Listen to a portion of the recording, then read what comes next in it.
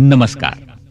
ये कोई पर्यटन कार्यक्रम नहीं, सिर्फ एक झलक है समय और विकास की, जो भारत की यात्रा को एक सुहाने सफर के रूप में पेश किया जा रहा है।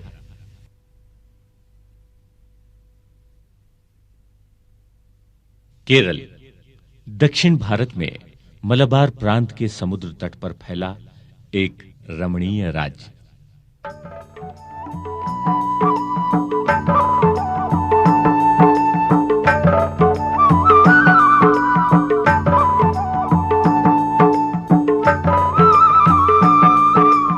सन 1498 में जो ऐतिहासिक पर्यटन हुआ, वो भारत के सफर को अपूर्व रूप से बदल डाला।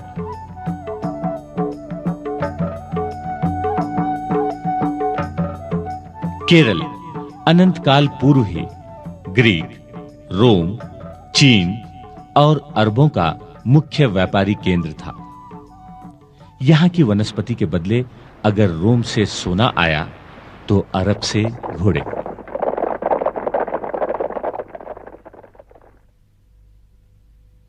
उस प्राचीन व्यापारी संबंध की छवि हमें आज भी चीन के मछेरों के जाल और आतिशों में मिलती है।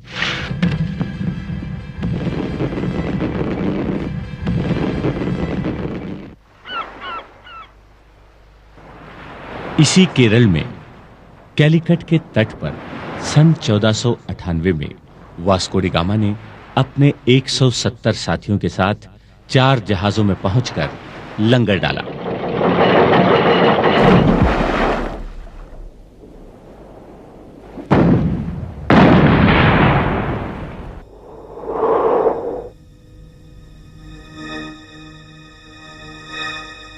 इस नए समुद्री मार्ग के अन्वेषण से यूरोप जनांग भारत की ओर निरंतर लहरों की तरह आने लगे।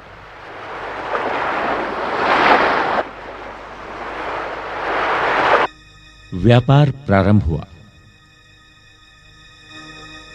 कोटियां बनती गई। कालांतर में अंग्रेजों ने यहां अपना व्यापार जमा लिया।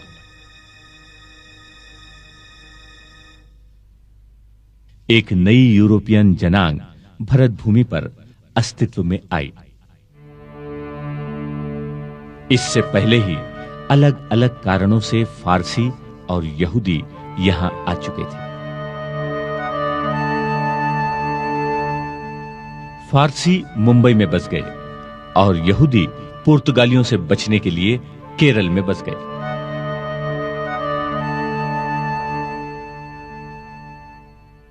इसी तरह कई राजा, कई व्यापारी समूह और कई शरणार्थियों के आगमन से भारत की संस्कृति विभिन्न संस्कृतियों के मिश्रण से एक नए रूप में ढलती गई।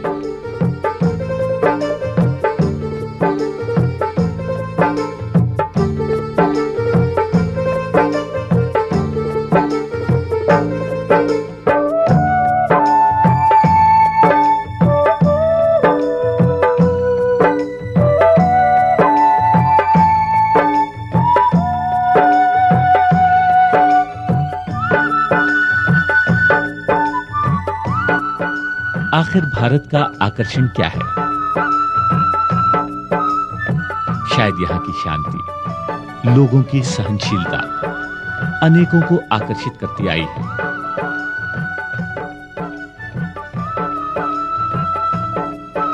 यहां पैदा होने के लिए 1000 जन्म लेने पड़ते हैं। इसीलिए जो भी यहां आता है बस जाता है। इसी तरह की धार्मिक श्रद्धा हमारे नदियों के किनारे पाई जाती है, जैसे हुगली के किनारे कलकत्ता,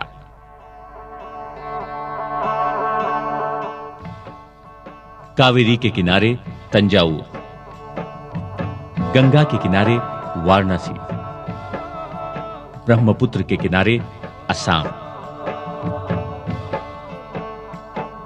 इन धार्मिक स्थलों में जब मेले लगते हैं, जैसे प्रयाग का कुंभ मेला, जो हर 12 वर्ष में एक बार संपन्न होता है, यहां देश विदेश के अनेक यात्री आते हैं।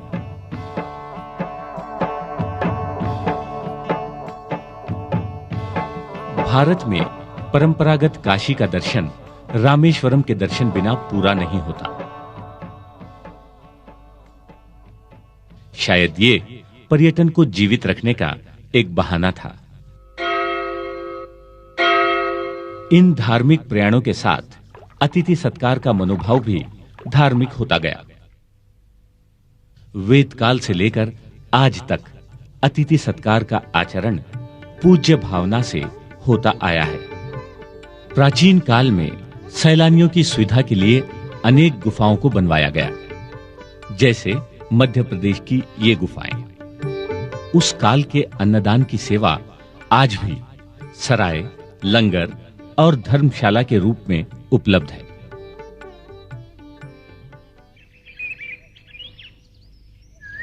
अनेक मुख्य मार्ग और पुलों को भी बनवाया गया, जिसके बिना भारत का सफर शायद असंभव है। अंग्रेजों ने भी अशोक की तरह मुसाफिरों की हिफाजत की। पर्यटन केवल धार्मिक कारणों से ही नहीं, परंतु राजकीय और सामाजिक कारणों से भी होते आए हैं।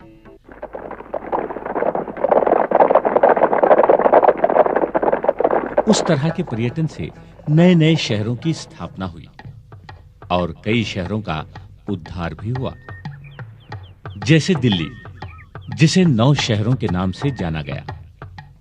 महाभारत का हस्तिनापुर, पृथ्वीराज चौहान का रायपितोरा, अलाउद्दीन खिलजी का सिरी, गियासुद्दीन तुगलक का तुगलकाबाद, मोहम्मद बिन तुगलक का जहांपना, फिरोज शाह तुगलक का फिरोजशाहबाद, हुमायूं का पुराना किला, शाहजहां का शाहजहांबाद, पिछली शताब्दी की दिल्ली और आज की नई दिल्ली। अकबर की बनाई फतेहपुर सीकरी के खामोश चबूतरों में केवल तानसेन की धीमी आवाज और तानपुरे की झनकार सुनाई देती है। उधर बाबर के आगरा में जमुना किनारे ठंडी हवाएं शाहजहां और मुमताज के प्यार की खुशबू फैलाती हैं।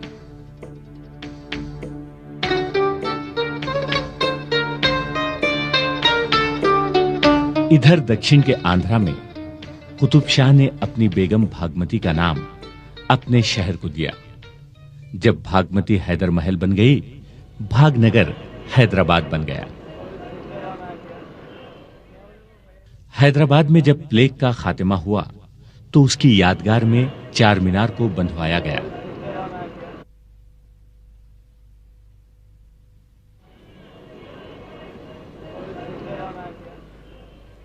इसी तरह राजस्थान के जोधपुर में प्लेग की बीमारी से जन्मी बेरोजगारी को हटाने उमेद भवन बंधवाया गया।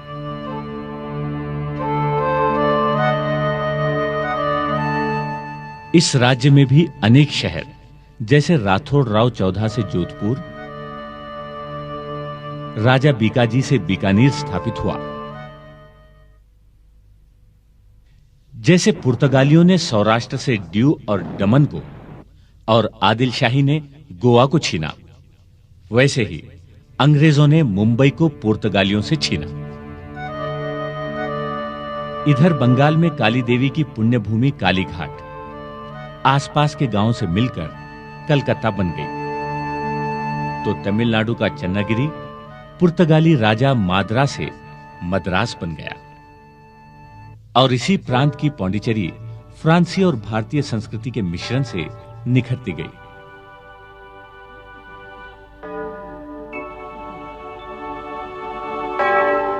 अंग्रेजों ने इनमें से कई शहरों का उद्धार भी किया।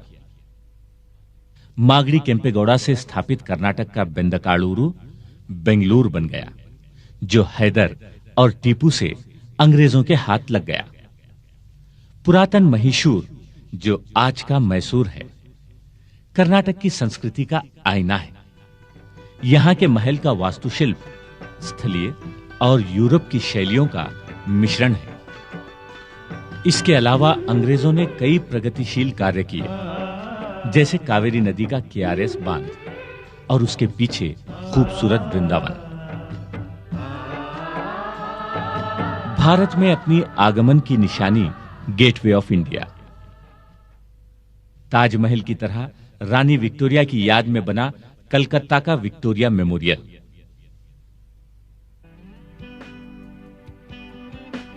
यूरोपियों की जीवन शैली ही अनोखी थी। वे जहां भी जाते थे रहने के लिए बंगले बनवा लिया करते थे।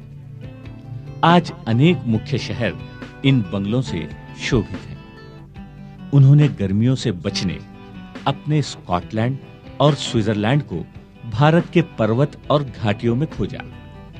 इस तरह अनेक गिरिधामों का अन्वेषण हुआ। पश्चिम बंगाल में भारत का पहला गिरिधाम दार्जिलिंग का स्थापन हुआ।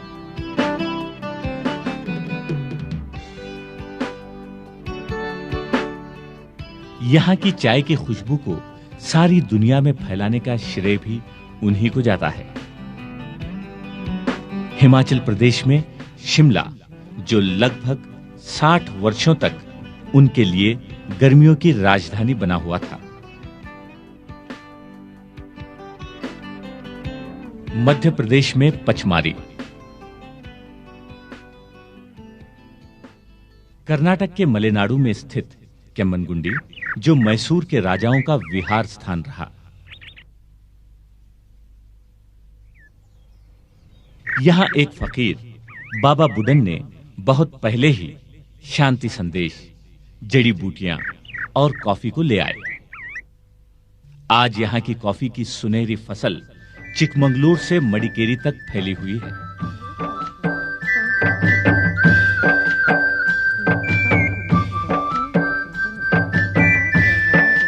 गुजरात में सतपुरा,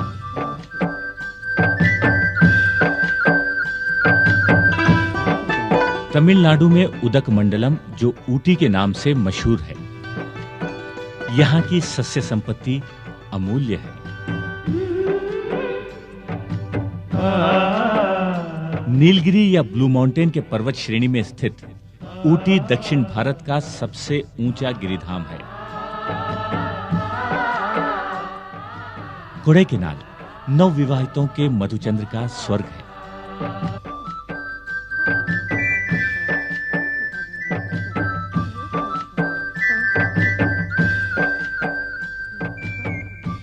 जब यूरोपियों के शासन में राजकीय उतार चढ़ाव के दौरान यहां ईसाई धर्म और संस्कृति भी फैलने लगी।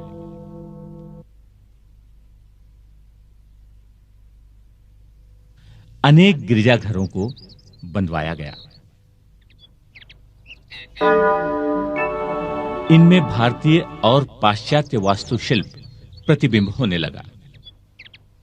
धार्मिक अनुभूति के अलावा ये गिरजाघर सुंदर कलाकृतियों का आगर बन गए, जैसे तमिलनाडु में स्थित वेलंकनी चर्च, मैसूर का सेंट फिलोमिना चर्च,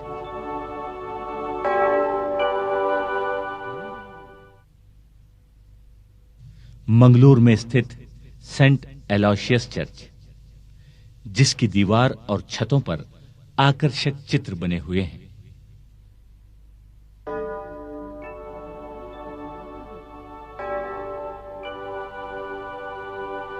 गोवा का सेंट जेवियर चर्च विश्वविख्यात है।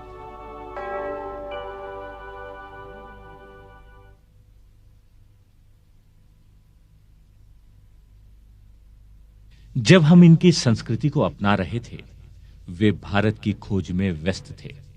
कई पुरातन विषयों को उन्होंने खोजा, संरक्षण किया और पुरातन शासनों को समझकर दुनिया को समझाया। महाराष्ट्र में अजंता और एल्लोरा के गुफाओं की आकस्मिक खोज ने पुरातन इतिहास पर रोशनी डाली। वहां के जैन, बौद्ध और हिंदू चित्रों से तब की धार्मिकता के बारे में पता चलता है।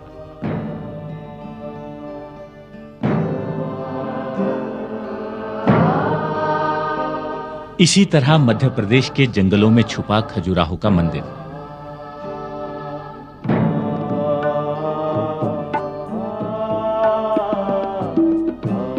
बिहार में सांची के स्तूपा,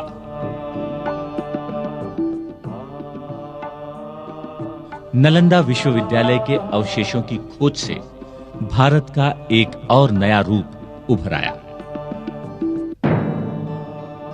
इसके उपरांत व्यवस्थित रूप से खोज करने आर्कियोलॉजिकल डिपार्टमेंट का स्थापन हुआ और सिंधु नदी के पात्र में छुपे मोहनजोदारो और हड़प्पा नागरिकता के अवशेषों को ढूंढा गया।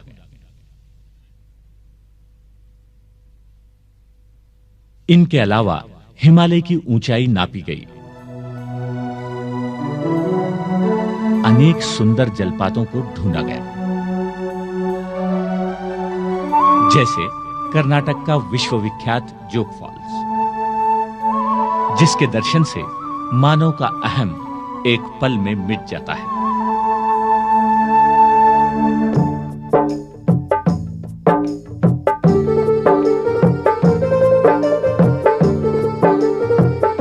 इसी राज्य का एक और सुंदर जलपात लुसिंगटन फॉल्स।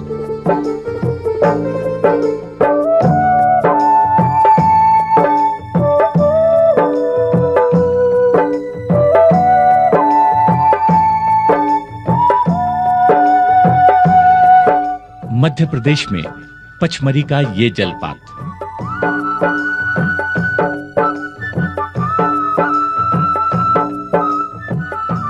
इन नैसर्गिक करिश्मों से बिजली तैयार की गई और पहली बार कर्नाटक के जोग, शिव समुद्र, शिमशा और गोकाक में ऊर्जा का उत्पादन प्रारंभ हुआ।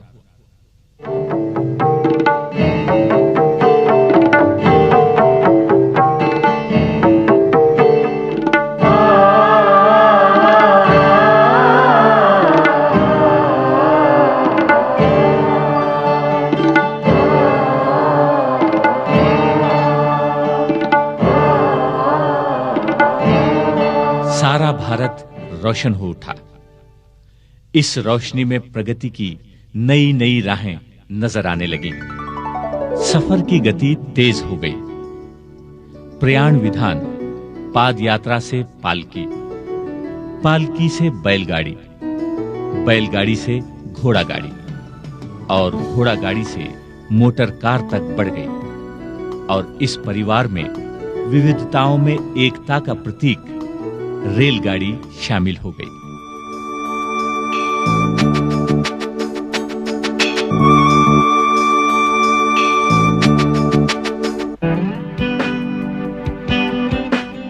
चाहे साफ जमीन हो या पहाड़ की चोटियां या फिर समुद्र पर, रेलगाड़ी एक नए इतिहास की सृष्टि में तेज रफ्तार से चलती गई। पहले पहले केवल सैन्यों के प्रयाण के लिए उपलब्ध रेलगाड़ी कालांतर में आम लोगों की सुविधा बन गई। समय चलते चलते प्रयाण पंछी के पंख निकल आए।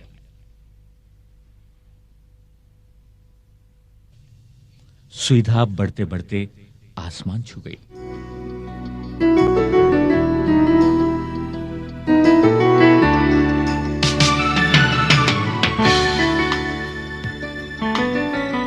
दूर संपर्क सुविधाएं बढ़ गई। इन आविष्कारों से दूरियां नजदीकियों में बदल गईं। मुसाफिरों और सैलानियों की मात्रा बढ़ गई।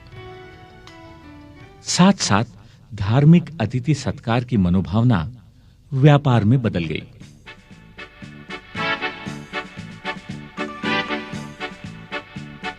इन सब प्रगतियों से भारत में पहली बार जागृति पैदा हुई। भारत के 5000 वर्ष पुराने इतिहास में विभिन्न संस्कृतियों के बावजूद एक हो जाने का एहसास जाग उठा। इस एहसास को पहले से ही झांसी की रानी लक्ष्मीबाई, कित्तूर की रानी चन्नम्मा जैसे अनेकों ने महसूस किया।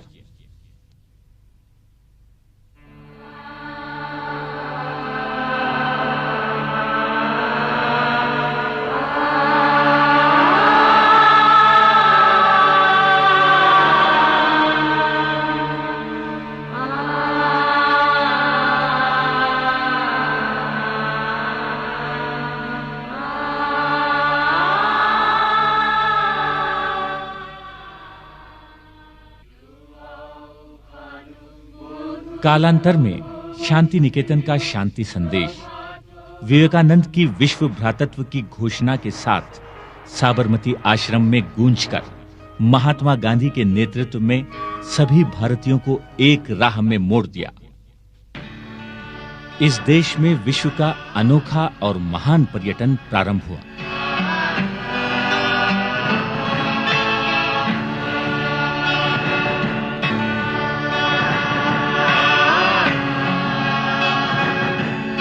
आजादी के इस मोर्चे ने देश के कोने-कोने से सभी को निरंतर लहरों की तरह इकट्ठा किया।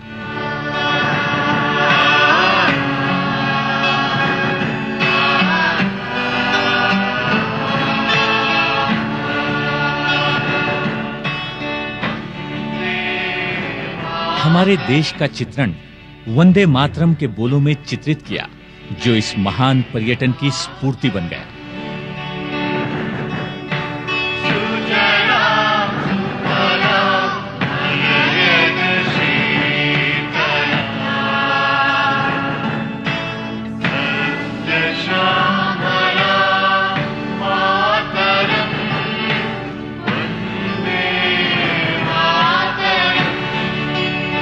इस स्फूर्ति से भारत को अपनाने का संकल्प और पक्का हो गया।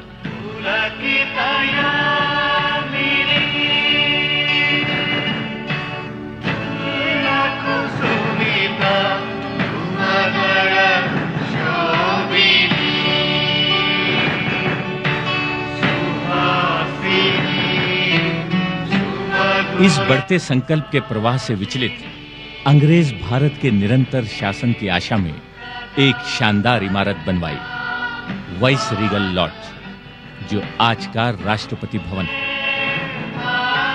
जिस पर भारतीयों ने आजाद भारत के तिरंगे को लहराने की सोची।